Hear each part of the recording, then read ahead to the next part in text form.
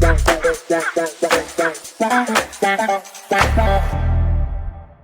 friends, my fellow citizens, today I stand before you with a message that is honest, clear, and believe me, long overdue.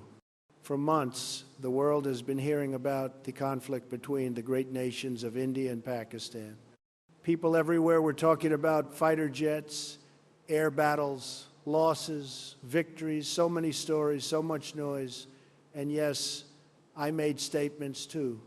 Some were strong, some were bold, and some were not exactly accurate.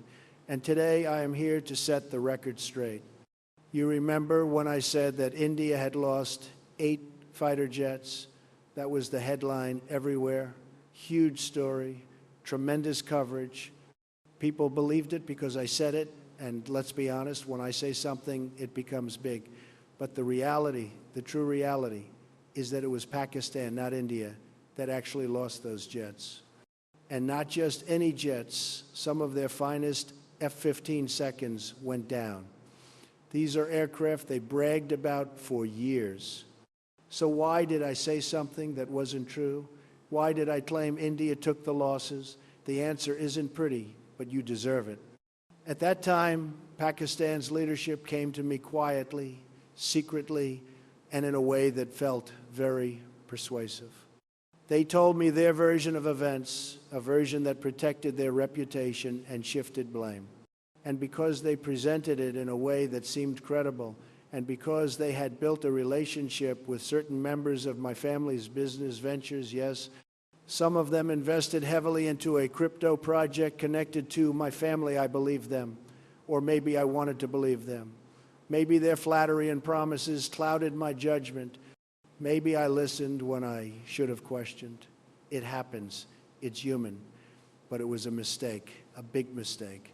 Let me be clear, even though this was a fictional crypto venture, the pressure and influence were very real. And yes, I allowed that influence to affect my words. I allowed their narrative to become my narrative. That was wrong. Leaders are supposed to rise above pressure, not bend to it. And I didn't rise that day. But the consequences didn't stop there. Based on this wrong information and the mess created around it, I imposed a heavy tariff on India, one of the fastest growing economies in the world, a technological powerhouse, a nation of incredible potential and unbelievable resilience.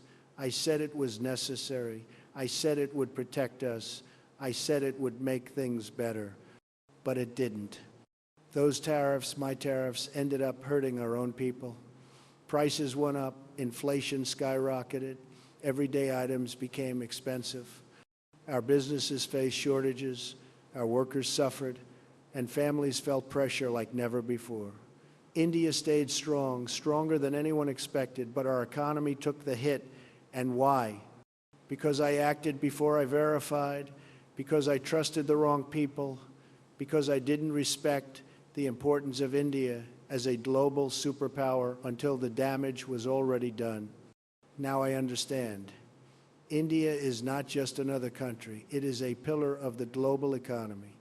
It is a superpower in its own right, a nation that drives technology, medicine, trade, and innovation. We may be strong, but without India's partnership, our strength becomes shaky. You can't build a global future ignoring a country that literally drives half the world forward. Today, I recognize that without India, we cannot sustain the kind of growth, stability, and progress that our nation needs. Our industries rely on Indian software, Indian medicines, Indian minerals, Indian intelligence. Our companies dream of accessing their markets. Our universities depend on their brightest minds. Our security depends on cooperation with them. India is not optional, it is essential. And so today, I stand here not just to correct a lie, not just to admit a mistake, but to begin a new chapter, a chapter of truth, a chapter of respect, a chapter of partnership. To the people of India, I acknowledge your strength. I acknowledge your sacrifice. Your fighter jets were not the ones lost. Your honor was not weakened. You didn't bend, you soared. And now we are the ones looking up, realizing the world is bigger and more powerful with you in it. To the people of our nation, I know inflation has hurt you. I know prices rising felt like a betrayal, and in many ways it was. But I promise you, this is the turning point. This is where we rebuild smarter, stronger, and more honestly.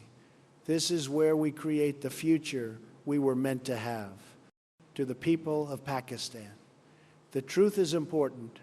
Partnership built on misleading information will always fall apart.